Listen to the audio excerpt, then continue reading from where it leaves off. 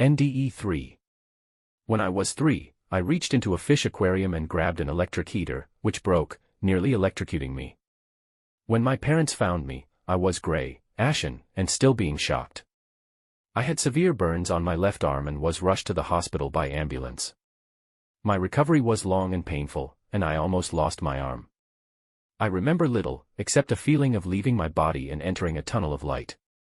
As I grew older, I developed a heightened spiritual awareness and intuitive feelings about future events before they occurred. In 1998, I experienced a second event where I felt I left my body and met my deceased grandmother. She told me we were going to have a son, though I wasn't aware of it at the time.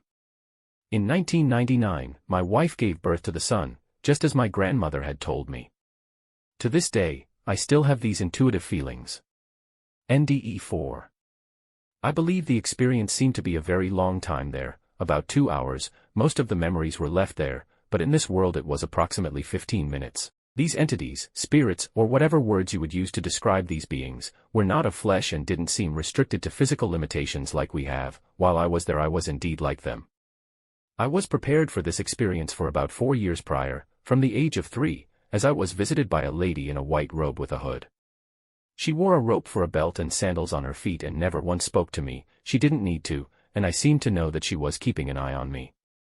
Anyway, it was time for me to answer them on what I wanted to do, whether to stay or go back. It was then that I heard my mother get the news from the doctor on the top floor of the hospital that I had gone. He said he was sorry.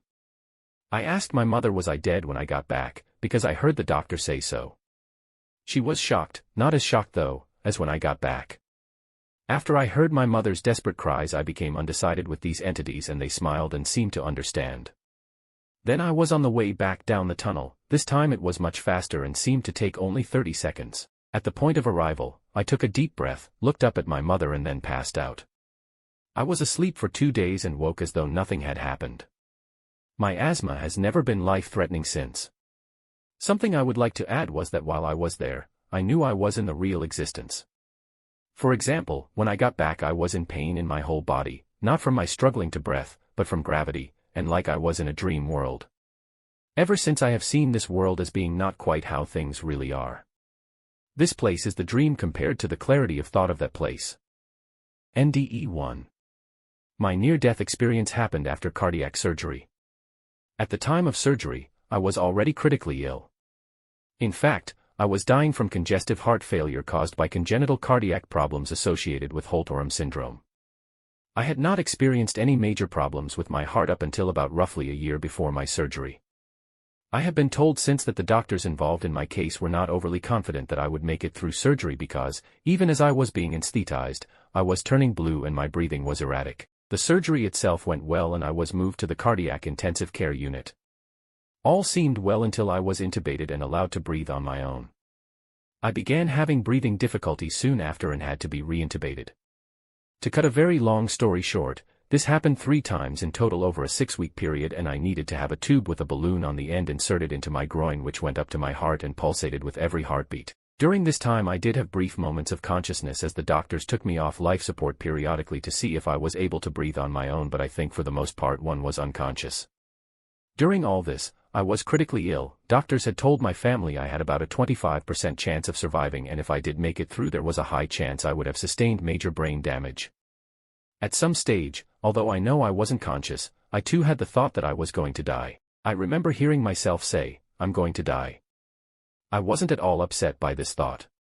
Then there was a brief moment of darkness and next thing, I could see myself lying in what I think was a room. This room was full of light and even though it was a bright light it wasn't like glaring sunlight, more of a pleasant golden white light coming through what may have been a glass wall. I felt very loved at that moment, very much at peace and relaxed. Even though I couldn't see anyone else, I knew I wasn't alone. After a little while, I heard a gentle male voice tell me, "You are going to be all right, you are not going to die." I should clarify that when I say I heard a voice, I didn't actually hear it with my ears, it was in my mind, more like a thought. I do remember thinking I must have died and gone to heaven. That is all I can remember of the experience, except that it wasn't at all upsetting or frightening in any way. NDE 2. My grandmother's country home has a bridge over a creek, with the road on one side and the house on the other. I was playing in the creek when I slipped into a deep hole and went underwater. My father saw from the porch and jumped in to save me. I remember floating above my family, seeing them try to revive me, but they couldn't see or hear me. I later returned to my body. This near-death experience haunted me, and I spent years studying life, death, and the afterlife, but found no definite answers.